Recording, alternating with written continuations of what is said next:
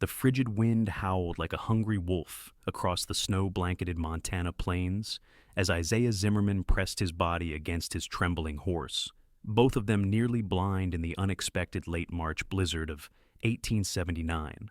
The bitter cold had crept through his layers of clothing, settling deep into his bones, but the faint sound of weeping carried on. The wind concerned him more than his own suffering. "Steady, Titan," Isaiah whispered through chapped lips, his words immediately stolen by the howling gale. His gloved hand patted the neck of his Palomino stallion, the animal's golden coat now frosted white with snow. Just a little farther, someone's out there. Isaiah had been riding the return trail to his small ranch after delivering cattle to the nearby town of Silver Creek when the storm hit with unexpected ferocity. The clear spring morning had given no indication of the blizzard that would sweep across the plains by afternoon, catching him and Titan in its icy grip. The crying grew louder as Isaiah guided his horse forward through knee-deep snow. Squinting against the stinging ice particles, he finally made out a dark shape huddled against a fallen log. As he drew closer, the shape resolved into a woman curled into herself, her dark cloak providing little protection against the merciless elements. "Madam," Isaiah called, his voice rough from the cold. "Madam, can you hear me?" When she didn't respond, he dismounted, his boots sinking into the snow. The bitter cold bit at his exposed face as he approached her. Her body shook violently, and when he gently touched her shoulder, her head lifted to reveal a young woman with wide, frightened eyes and skin pale with cold. "Help me," she whispered through blue-tinged lips. "I'm Isaiah Zimmerman," he said, kneeling beside her. "I've got a cabin about 3 miles from here. We need to get you warm." Her eyes, the color of summer cornflowers, struggled to focus on him. Winona Hayes," she managed, before her teeth began chattering uncontrollably. Isaiah worked quickly, removing his heavy buffalo hide coat and wrapping it around her slender frame. "Where's your horse? Your wagon?" "Horse. Spooked in the storm," she whispered. "Threw me. Ran off." With decisive movements born from years of surviving the brutal Montana territory, Isaiah lifted Winona into his arms. She weighed little more than a child, and her entire body trembled against him. He managed to get her onto Titan's back before climbing up behind her. "Lean back against me," he instructed, pulling her close to share what warmth he had left. "We need to get to shelter fast before this storm takes us both." Winona's body remained rigid with fear and cold despite his efforts. Isaiah could feel her heart racing against his chest as he urged Titan forward into the blinding white. "My father," she murmured through chattering teeth. "He'll be looking—" "We'll find him once the storm passes," Isaiah promised, though he knew the chances of surviving a night alone in this blizzard were slim at best. He silently prayed her father had found shelter. The wind cut at them mercilessly as Titan struggled through the deepening snow. Isaiah could feel Winona's shivering intensify, and fear gripped his heart. He'd seen men die from the cold before, their bodies simply giving up the fight against winter's rage. "Stay with me, Miss Hayes," he urged when her head lolled against his shoulder. "Just stay awake a little longer." When she didn't respond, desperation drove him to an old habit he'd abandoned years ago. Isaiah began to sing, his deep baritone rising above the howling wind. It was an old trail song his father had taught him, something cowboys had sung for decades to calm restless cattle during storms. "Oh, the prairie winds are blowing cold, but my heart stays warm and true, just thinking of that distant home and the love waiting there for you." The simple melody carried them forward through the swirling white. Isaiah sang verse after verse, some remembered, some invented on the spot. He felt Winona stir against him, her breathing becoming more regular as his voice provided something to focus on beyond the terrifying storm. "Don't stop," she whispered when he paused between verses. "Please." So, Isaiah sang on, his voice growing hoarse as they pushed through the blinding snow. He sang of spring flowers and summer skies, of cattle drives and campfires, anything to keep her mind from the deadly cold surrounding them. After what seemed like hours, the familiar shape of his cabin emerged through the curtain of white. Titan, sensing home, picked up his pace despite his exhaustion. "We made it," Isaiah said, relief flooding through him. "Just a little farther now." By the time they reached the small wooden structure, Winona had stopped shaking quite so violently, though her eyes remained closed, her breathing shallow. Isaiah dismounted quickly, lifting her from the saddle before carrying her to the cabin door. He managed to shoulder it open, bringing her into the relative warmth of his home. The fire in the stone hearth had burned low during his absence, but enough embers remained to quickly build it back to life. Isaiah laid Winona on his bed, adding logs to the fire before returning to her side. Her face was still frighteningly pale, her lips tinged with blue. "Miss Hayes, Winona, can you hear me?" he asked, gently patting her cheek. Her eyelids fluttered but didn't open. Isaiah knew he needed to warm her quickly. He piled every blanket he owned onto the bed, then hesitated only briefly before gathering her into his arms. He'd seen too many men lose fingers and toes to frostbite to waste time on propriety. As he held her close, he resumed his singing. Softer now, but steady. The simple melody filled the cabin as the fire crackled in the hearth, pushing back the cold that had nearly claimed them both. "Though the mountains may rise between us, and rivers wide may flow, my heart will find its way back to you, through rain or sleet or snow." Gradually, the violent trembling of Winona's body eased to occasional shivers. Her breathing deepened, and some color returned to her cheeks. Isaiah continued to hold her, his voice growing softer as exhaustion threatened to overtake him as well. It was only when her eyelashes fluttered open, revealing those cornflower blue eyes, that he allowed himself to truly believe they would both survive the night. "You saved my life," she whispered, her voice weak but clear. "We're not out of danger yet," Isaiah replied honestly. "The storm's still raging, and we need to get you properly warmed." "You're singing?" A ghost of a smile touched her lips. "I thought I was dreaming it." Isaiah felt an unexpected warmth that had nothing to do with the fire. An old habit helps calm the cattle during storms. "It calmed me, too," Winona said, before another shiver ran through her body. "I need to check Titan," Isaiah said, reluctantly pulling away from her. "And bring in more firewood. Will you be all right for a few minutes?" She nodded, pulling the blankets tighter around herself. "What about my father? He'll be frantic." "No one's going anywhere in this storm," Isaiah said gently.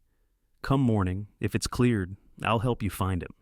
Outside, the bitter cold hit Isaiah like a physical blow after the relative warmth of the cabin. He worked quickly, leading Titan into the small stable attached to the cabin, where his other horse, a sturdy bay mare named Pepper, nickered in greeting. After removing Titan's tack and rubbing him down, Isaiah gathered an armload of firewood from the covered pile along the cabin wall. When he returned inside, he found Winona sitting up in bed, her gaze fixed on the small framed photograph on his bedside table, the only personal item in the otherwise Spartan cabin. "Your family?" she asked softly. Isaiah nodded as he added wood to the fire. "My parents. That was taken just before they both died of fever 5 years ago." "I'm sorry," she said, genuine compassion in her voice. "Is there anyone else?" "No kin," Isaiah replied. "Just me and this small spread. 20 acres and 40 head of cattle." "My mother died when I was born," Winona offered after a moment. "It's just been my father and me. We were traveling to Oregon when the storm hit. He went ahead to scout the trail while I rested by that fallen tree." Her voice broke slightly. "I pray he found shelter." Isaiah didn't voice his concerns about her father's chances alone in the blizzard. Instead, he moved to the small stove in the corner of the one-room cabin and began preparing a pot of coffee and heating some beans and salt pork he had left from breakfast. "You need to eat something warm," he said, his back to her. "Get your strength back." "Thank you," Winona said quietly, "for everything." The simple gratitude in her voice made Isaiah pause. At 30 years old, he'd grown accustomed to solitude, to the simple routines of ranch life without companionship beyond his horses and cattle. The presence of another person in his cabin, especially a young woman, felt strange, yet somehow right. They ate in comfortable silence, the howling wind outside making the safety of the cabin all the more precious. As night fully descended, Isaiah made a pallet for himself on the floor near the fire, insisting Winona keep the bed. "I can't take your bed," she protested. You need the rest more than I do, he insisted. Besides, I've slept on harder ground during cattle drives. As exhaustion from their ordeal caught up with them, conversation dwindled. Isaiah added more wood to the fire before settling onto his makeshift bed. Mr. Zimmerman? Winona's soft voice came through the darkness. Would you mind singing again? Just until I fall asleep? Something about her request touched a place in Isaiah's heart he'd thought long frozen.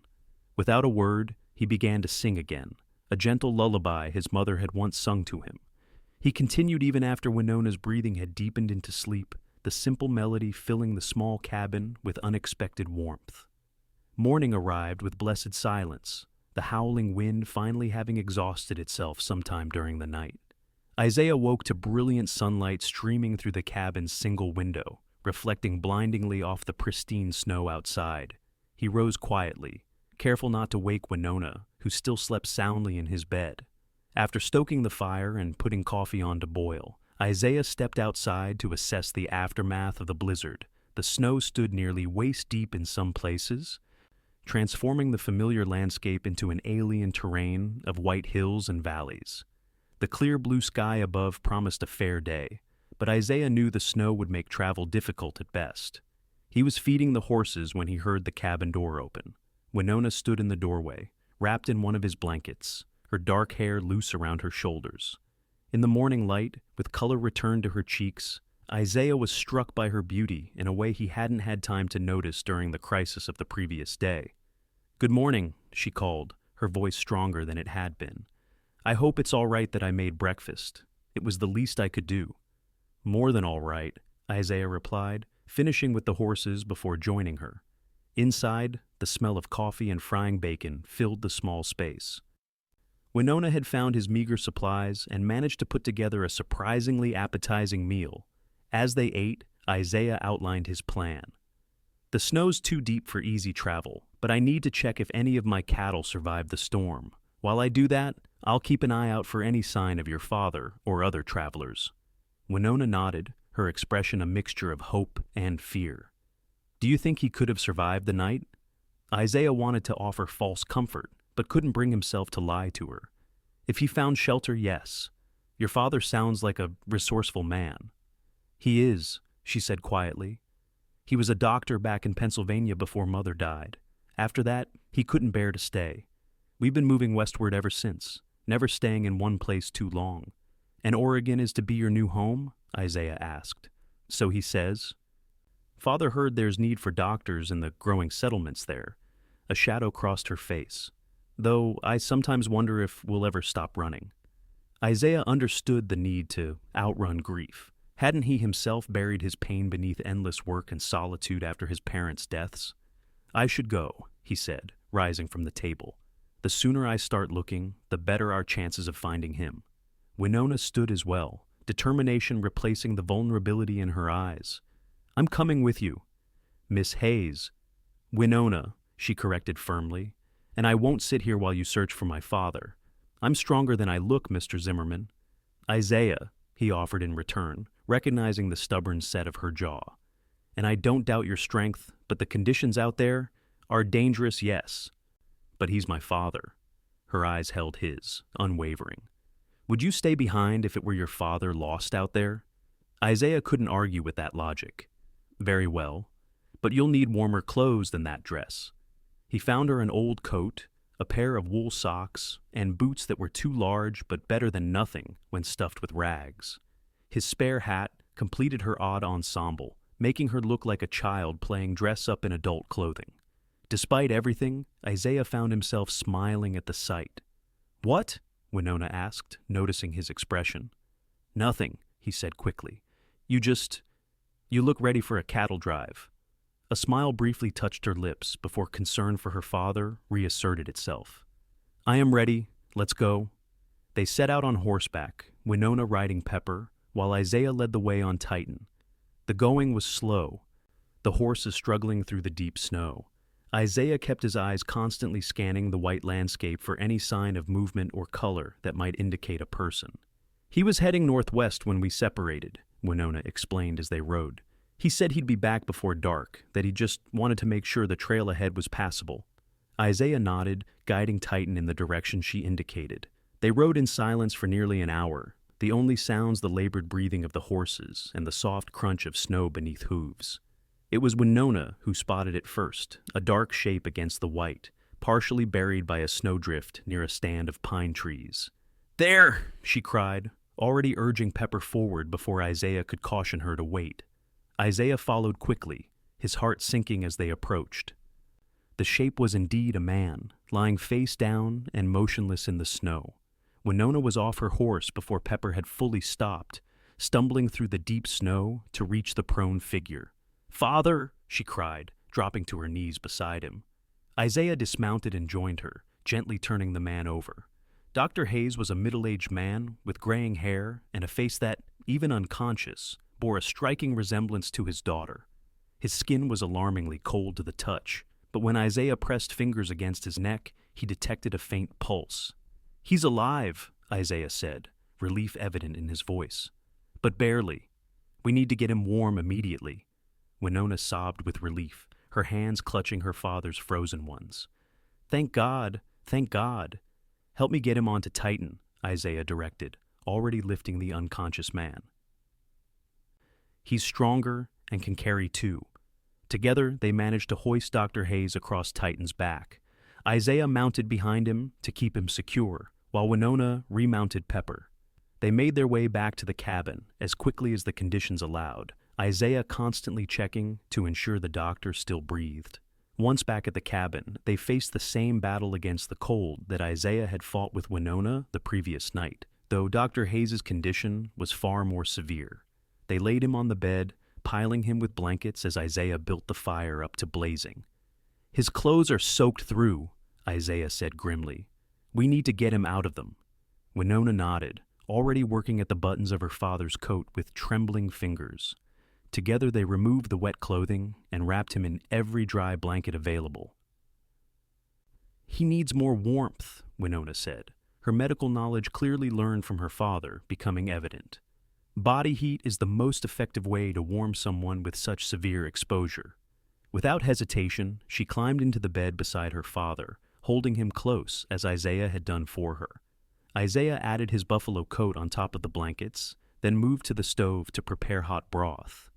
"He may need your singing too," Winona said softly, a hint of something like tenderness in her voice despite her worry.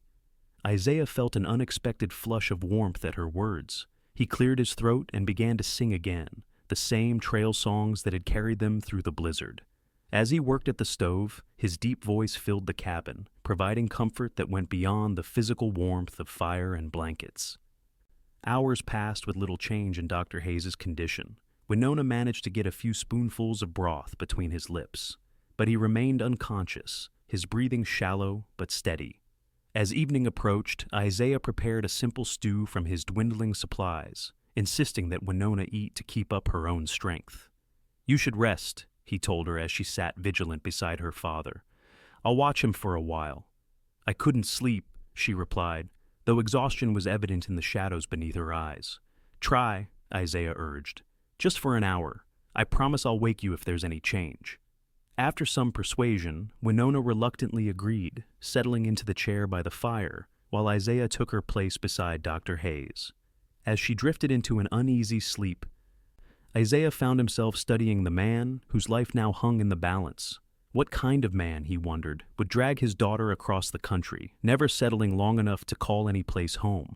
Yet, who was Isaiah to judge, when he himself had chosen isolation over connection after losing his parents? Isaiah was lost in these thoughts when a faint moan from Dr. Hayes startled him. The older man's eyelids fluttered, then opened to reveal eyes the same cornflower blue as his daughter's. "Where?" The word was barely audible, a breath more than a sound. "You're safe, sir," Isaiah said quietly, not wanting to wake Winona yet. "You're in my cabin. Your daughter is here too, sleeping just over there." Dr. Hayes' gaze slowly focused on Isaiah's face. "My daughter, she's safe?" "Yes, sir. I found her during the storm yesterday." "She insisted on searching for you today." A ghost of a smile touched the older man's lips. "Stubborn girl. Always has been." His eyes drifted closed again, but his breathing seemed stronger now. Isaiah debated whether to wake Winona, but decided to let her rest a bit longer. Dr. Hayes had fallen back asleep, but it was a healing sleep now, not the dangerous unconsciousness of severe exposure. The next morning brought remarkable improvement. Dr. Hayes was able to sit up and take broth and coffee, though weakness still prevented him from leaving the bed. Winona's joy at her father's recovery was palpable, lighting her entire face in a way that made Isaiah's breath catch whenever he looked at her. "I owe you my life, young man," Dr. Hayes said to Isaiah as they shared breakfast, "and my daughters as well, it seems." "Anyone would have done the same," Isaiah replied, uncomfortable with the gratitude. "No, not anyone," Dr. Hayes said with the wisdom of years. "Most men would have focused on their own survival in such a storm." Winona's hand covered Isaiah's briefly. "Father's right. What you did was extraordinary." The touch of her hand sent an unexpected warmth through Isaiah, and he withdrew his own, suddenly conscious of the impropriety of their situation. 3 people confined in a one-room cabin, one of them an unmarried young woman. Already the neighbors in Silver Creek would be talking, if they knew. "The snow will start melting soon with this sunshine," Isaiah said, changing the subject. "Another day or 2, and the trail should be passable enough for travel." "Eager to be rid of us, are you?" Dr. Hayes asked, with a twinkle in his eye that suggested he understood more than Isaiah was comfortable with. "No, sir. You're welcome as long as needed," Isaiah replied honestly. "But I assumed you'd want to continue your journey to Oregon as soon as possible." "Indeed," Dr. Hayes nodded, "though I fear our wagon and supplies may be lost to the storm." "I can help you look for them once you're stronger," Isaiah offered, "and resupply you from town if needed." "Most generous," Dr. Hayes said, studying Isaiah with an intensity that seemed to see right through him. "I believe Providence guided my daughter to cross your path, Mr. Zimmerman." The days that followed fell into a surprisingly comfortable routine. As Dr. Hayes regained his strength, Isaiah divided his time between caring for his cattle, most of which had survived the storm, by huddling in a protected ravine and helping the Hayes prepare for their eventual departure. They located their wagon a mile from where Winona had been found, damaged but repairable. Many of their supplies had been ruined by the snow, but Isaiah helped them salvage what they could. In the evenings, they shared meals and conversation around Isaiah's small table, filling the once silent cabin with a warmth that went beyond the physical. Isaiah found himself increasingly drawn to Winona. Her resilience impressed him, as did her quick mind and gentle humor that emerged more as the crisis passed. He caught himself watching her as she worked alongside him, admiring the graceful movement of her hands, or the way sunlight caught in her dark hair. For her part, Winona seemed equally aware of him. Their hands would brush as they worked, lingering perhaps a moment longer than necessary. Their eyes would meet across the table, holding contact until one or the other looked away. Small moments that sparked something neither had anticipated. Dr. Hayes observed these interactions with knowing eyes but said nothing, though occasionally Isaiah would catch a thoughtful expression on the older man's face as he watched them together. A week after the blizzard, the snow had melted enough that the trails were once again passable. The wagon had been repaired, and with supplies purchased from Isaiah's neighbor 2 miles south, the Hayes were ready to resume their journey. The morning of their departure dawned clear and mild, a perfect spring day that belied the deadly storm that had brought them together. Isaiah helped load the last of their belongings onto the wagon, conscious of a heaviness in his chest that had nothing to do with physical exertion. "Well, I believe we're ready," Dr. Hayes announced, though he made no move toward the wagon. Instead, he cleared his throat and fixed Isaiah with a direct gaze. "Before we go, there's something I'd like to discuss with you, Mr. Zimmerman." Isaiah nodded, wondering what final matter needed attention. "I've been observing you this past week," Dr. Hayes continued, "both your character and your interaction with my daughter." Isaiah felt heat rise to his face, but he met the older man's gaze steadily. "You're a good man," Dr. Hayes said simply. "Honest, hard-working, kind. The kind of man I'd be proud to call family." "Sir?" Isaiah wasn't sure he understood the doctor's meaning. "Father?" Winona spoke up from where she'd been securing items in the wagon. "Please don't." Dr. Hayes turned to his daughter. "Winona, I've watched you these past days. I've seen how you look at Mr. Zimmerman and how he looks at you. I'm old, not blind. Winona's cheeks flushed crimson, but she didn't deny her father's words. Sir, Isaiah began, finding his voice, I hold your daughter in the highest regard, but we've known each other only a week. Sometimes a week is enough, Dr. Hayes replied. I knew I would marry Winona's mother the moment I met her. His voice softened with memory. When you know, you know. Isaiah looked at Winona, who stood with her eyes downcast, clearly embarrassed by her father's directness. Yet she didn't contradict him or walk away. What exactly are you suggesting, Dr. Hayes? Isaiah asked carefully. I'm suggesting that perhaps our journey to Oregon could be delayed, or undertaken by me alone. He smiled at his daughter. Winona deserves a home, not an endless journey. And you, Mr. Zimmerman, seem like a man who understands the value of roots. Isaiah was stunned by the doctor's words. The idea of Winona staying, of her becoming a permanent part of his life, was both terrifying and exhilarating. Father, you can't simply offer me like some trade good, Winona finally spoke, though her protest lacked conviction. I'm doing nothing of the sort, Dr. Hayes replied calmly. I'm merely acknowledging what I see between you two and offering my blessing should you choose to explore it. He turned back to Isaiah. Of course, if I've misread the situation, I apologize. Isaiah looked from father to daughter, his heart pounding in his chest. He had indeed grown to care for Winona in their short time together, more deeply than he would have thought possible. But marriage. The thought had barely begun to form in his mind, though he couldn't deny the rightness he felt in her presence. You haven't misread anything, sir, Isaiah said slowly, his eyes finding Winona's. I do care for your daughter, more than I expected to, but this should be her choice, not yours or mine. Dr. Hayes nodded approvingly. Well said. He turned to his daughter. Winona, what do you say? Winona looked at Isaiah, her blue eyes filled with a mixture of hope and uncertainty. I don't want to be a burden. You could never be that, Isaiah said softly. But your life here, your ranch, would be richer with you in it, he finished for her, surprising himself with the certainty he felt. A slow smile spread across Winona's face, transforming it with a radiance that took Isaiah's breath away. Then, I would like to stay, at least for a time. Dr. Hayes clapped his hands together, looking pleased. Excellent! I'll continue on to Oregon as planned. Once I'm settled, I can send for you, Winona, or perhaps you'll send for me to return for a wedding. He winked at Isaiah, who felt his face flush again. Father, Winona exclaimed, you're getting ahead of yourself. Perhaps, the doctor conceded, but I haven't seen you look at a man the way you look at Mr. Zimmerman since, well, ever. Isaiah cleared his throat, seeking to restore some sense of propriety to the conversation. Dr. Hayes, are you certain about continuing your journey alone? After what happened in the blizzard? I've been traveling alone far longer than with Winona, he replied with a dismissive wave. I'll be fine, and the trail should be clear now, with spring properly arrived. Despite his protests, it was clear the doctor had made up his mind. By midday his wagon was ready to depart, with Winona's belongings removed and carried into Isaiah's cabin.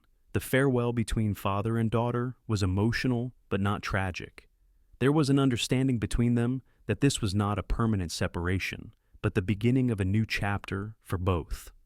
Write to me when you reach Oregon, Winona said, embracing her father tightly. I will, and you write to tell me how this ranch life suits you, Dr. Hayes replied, before turning to Isaiah. Take care of her, Mr. Zimmerman. With my life, sir, Isaiah promised, the words feeling right and true as he spoke them. They stood together, watching as Dr. Hayes's wagon grew smaller in the distance, neither speaking until it had disappeared beyond the rolling hills. Are you sure about this? Isaiah asked quietly, suddenly aware of what Winona had given up for a chance at something neither of them could yet define. She turned to him, her expression serene, despite the magnitude of her decision. I've never had a home, Isaiah, not a real one.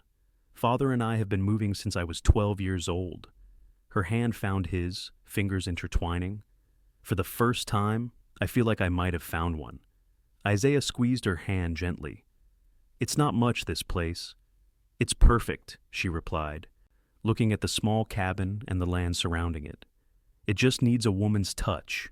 The days that followed were a period of adjustment for both of them. Isaiah, accustomed to solitude, found himself constantly aware of Winona's presence in his home. For propriety's sake, he gave her the bed while he continued to sleep on a pallet near the fire, but even this arrangement felt intimate in ways he hadn't anticipated. Winona, for her part, threw herself into ranch life with enthusiasm. She learned to milk the single cow Isaiah kept, to tend the small vegetable garden behind the cabin, and even to help with the more manageable cattle-related tasks. Her medical knowledge, learned from her father, proved invaluable when one of the calves fell ill, or when Isaiah returned with cuts or bruises from his work. Their relationship developed slowly, built on mutual respect and shared work rather than grand passions. Yet there were moments, a lingering glance, a touch that wasn't strictly necessary, a conversation that stretched late into the night that spoke of deeper feelings growing between them. Word of Winona's presence at Isaiah's ranch spread quickly through the scattered community. Within 2 weeks, the pastor's wife from Silver Creek made a point of visiting, ostensibly to welcome Winona to the area, but clearly to assess the propriety of the situation. "Mrs. Peterson, I assure you, Mr. Zimmerman has been a perfect gentleman," Winona explained as they shared tea in the cabin, now noticeably cleaner and more organized under her care. "My father fully approved of the arrangement before continuing to Oregon. Even so, my dear—" "People will talk," Mrs. Peterson said, her thin lips pursed in concern. "A young woman living unchaperoned with a bachelor." "People will always talk," Winona replied, with a calm that impressed Isaiah, who was trying to make himself inconspicuous by the woodpile outside the open door. "But I know my own mind and heart." Mrs. Peterson seemed unconvinced. "The church social is next Saturday. You should both attend. It would be good for the community to see you in a proper setting." After she left, Winona joined Isaiah by the woodpile, an amused expression on her face. "I believe we've been summoned to demonstrate our respectability." Isaiah chuckled, though there was an edge of concern to it. "I don't want your reputation damaged by staying here." "My reputation is my concern," she said firmly. "Besides, it's hardly scandalous. Frontier women have faced far more challenging situations than living under the same roof as an honorable man who sleeps by the fire." Her confidence reassured him, though the reference to their sleeping arrangements sent an unexpected flush of heat through him. Isaiah had been increasingly aware of Winona's presence at night, the sound of her breathing across the room, the scent of her hair on the pillow when he made the bed each morning. "Still, perhaps we should attend the social," he suggested. "I haven't been to one in years, but it might be nice." Winona's smile lit up her face. "I'd like that." The church social proved to be a turning point. Isaiah, dressed in his one good shirt and newly polished boots, felt a surge of pride as he escorted Winona into the community hall adjacent to Silver Creek's small church. She wore a blue dress that matched her eyes, her dark hair arranged in a simple but elegant style that drew appreciative glances from both men and women. There were whispers, of course, and curious stares, but the blatant warmth between Isaiah and Winona seemed to disarm most criticism. They danced together, Isaiah initially awkward after years without practice, but gradually finding the rhythm as Winona guided him with gentle pressure from her hand on his shoulder. "You're quite good at this," she said, as they moved around the floor. "I had a good teacher once," he replied. "My mother insisted I learn, said no son of hers would stomp around a dance floor like a wounded buffalo." Winona laughed, the sound carrying above the music and drawing smiles from those nearby. "She sounds wonderful." "She was," Isaiah said softly. "She would have liked you." The simple statement held more meaning than either was ready to acknowledge directly, but Winona's eyes softened with understanding. As they continued dancing, Isaiah became aware of a change in the atmosphere. The suspicious glances had been replaced by knowing smiles, the whispers now accompanied by approving nods. By the end of the evening, several of the community's leading women had invited Winona to join their quilting circle, while the men had included Isaiah in plans for the upcoming cattle drive, social acceptances that spoke volumes. On the ride home, stars brilliantly clear in the vast Montana sky above them, Winona broke a comfortable silence. "I think we passed inspection." Isaiah chuckled. "I believe we did." He hesitated, then added, "You seem to enjoy yourself." "I did," she confirmed. "It's strange. I've never stayed in one place long enough to feel part of a community before. And now? Now I can see the appeal," she said softly. "Belonging somewhere. Having neighbors who know your name, who include you in their plans." They reached the cabin, the night cool but pleasant after the unusually warm spring day. As Isaiah helped Winona down from Pepper, their hands lingered together longer than necessary. In the silver moonlight, her face was luminous, her eyes reflecting starlight as they met his. Isaiah felt something shift between them, a crossing of some invisible threshold. Slowly, giving her every opportunity to pull away, he leaned forward and brushed his lips against hers in a kiss so gentle it was barely more than a shared breath. When he started to pull back, uncertain of her response, Winona's hand came up to cup his cheek, holding him in place as she returned the kiss with a sweetness that made his heart ache. "I've been wanting to do that since you sang to me in the blizzard," she whispered when they finally parted. Isaiah smiled, resting his forehead against hers. "I've been wanting to do that since I saw you smile for the first time." They stood together in the moonlight, neither rushing to go inside, both savoring the moment of connection and the promise it held. When they finally entered the cabin, something had changed. The space felt different no longer. His cabin with her as a guest, but their home, shared and cherished. The weeks that followed were the happiest of Isaiah's life. Spring blossomed into early summer, the ranch flourishing under their combined care. Winona proved to be not only a capable partner in the domestic sphere, but a valuable assistant in the work of the ranch itself. Her quick mind grasped the complexities of cattle raising and the seasonal rhythms of ranch life with an enthusiasm that delighted Isaiah. Their relationship deepened with each passing day. Stolen kisses while working side by side became longer embraces in the evening hours. Conversations that had once been careful and polite became intimate exchanges of hopes, fears, and dreams. A letter arrived from Dr. Hayes in late June, announcing his safe arrival in Oregon and his establishment of a small medical practice in a growing settlement outside Portland. He inquired about Winona's happiness and, with a father's intuition, asked about the status of her relationship with Isaiah. "What will you tell him?" Isaiah asked, as they read the letter together on the porch he had built onto the front of the cabin, one of several improvements he'd made to the property since Winona's arrival. She looked up at him, her eyes reflecting the golden light of the setting sun. "The truth, that I'm happier than I've ever been, that I've found where I belong." Isaiah took her hand, his calloused thumb brushing across her knuckles. "And where is that?" "With you," she answered simply. "Wherever you are." The straightforward honesty of her response moved him deeply. Isaiah had been carrying his mother's ring in his pocket for weeks, waiting for the right moment.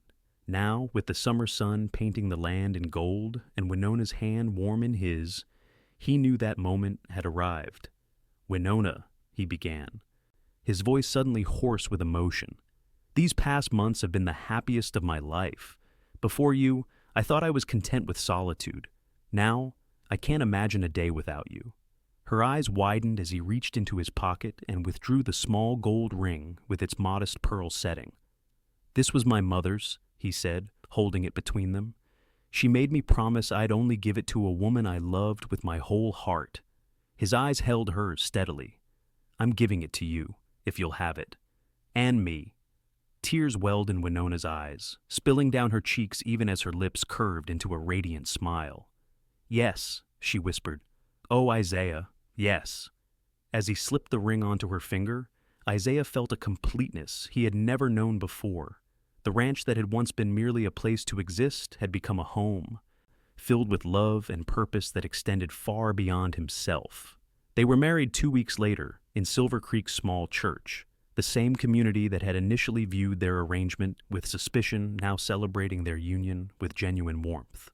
Mrs. Peterson, who had appointed herself Winona's surrogate mother for the occasion, wept openly during the ceremony while the men of the community clapped Isaiah on the back with knowing grins. That night, returning to the cabin as husband and wife, Isaiah carried Winona across the threshold in keeping with tradition. The single room that had once seemed so stark now glowed with warmth, fresh curtains at the windows and a colorful quilt on the bed, Winona's handiwork during the long evenings of their courtship. "Welcome home, Mrs. Zimmerman," Isaiah said softly as he set her down. Winona's arms remained around his neck, her eyes bright with love and promise. "I've been home since the moment you found me in that blizzard," she replied. "I just didn't know it yet." Their life together blossomed like the wildflowers that carpeted the Montana hills each spring. The small ranch prospered under their combined care, expanding gradually as Isaiah was able to purchase adjacent land from neighbors moving west.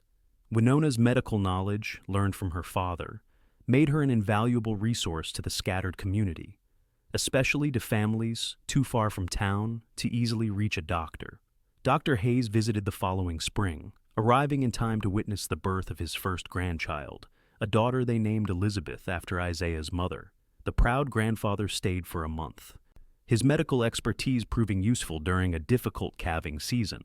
When he departed, it was with promises to return regularly, the pull of his only family stronger than his wanderlust. As the years passed, the Zimmerman Ranch became known throughout the territory for its hospitality and the quality of its cattle.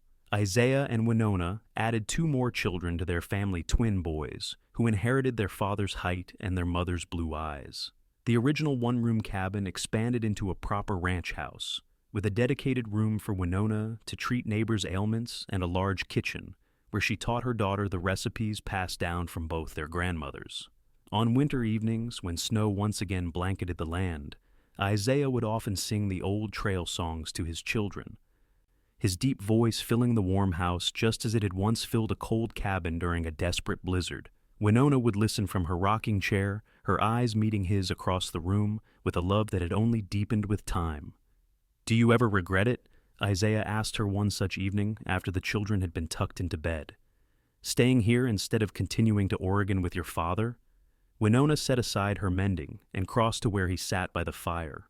Without a word, she settled onto his lap, her head finding its familiar place against his shoulder. "Not for a single moment," she murmured. "Everything I've ever wanted is right here." Isaiah's arms tightened around her, his heart full to bursting with gratitude for the storm that had brought her to him and the song that had kept her alive until she could become his world. "Sing to me," Winona requested softly, just as she had that first night. And Isaiah did, his voice carrying them back to the beginning of their journey, even as it celebrated all they had built together since a love born in the blinding snow and nurtured through seasons of growth, hardship, and joy. A love as enduring as the Montana land they called home. As the last notes of the song faded into the crackling of the fire, Winona raised her face to his, the same cornflower blue eyes that had captivated him 15 years earlier, still holding the power to make his heart skip a beat. "I love you, Isaiah Zimmerman," she whispered. "Thank you for finding me in the storm." Isaiah kissed her gently, the familiar taste of her lips still as sweet as the first time. "Thank you for staying after it passed." Outside, snow began to fall again, soft and gentle, unlike the blizzard that had brought them together. But inside their home, built with love and perseverance, Isaiah and Winona Zimmerman held each other close, sheltered by the warmth of a love that had started with a song in the midst of nature's fury and grown into a harmony that would sustain them all their days.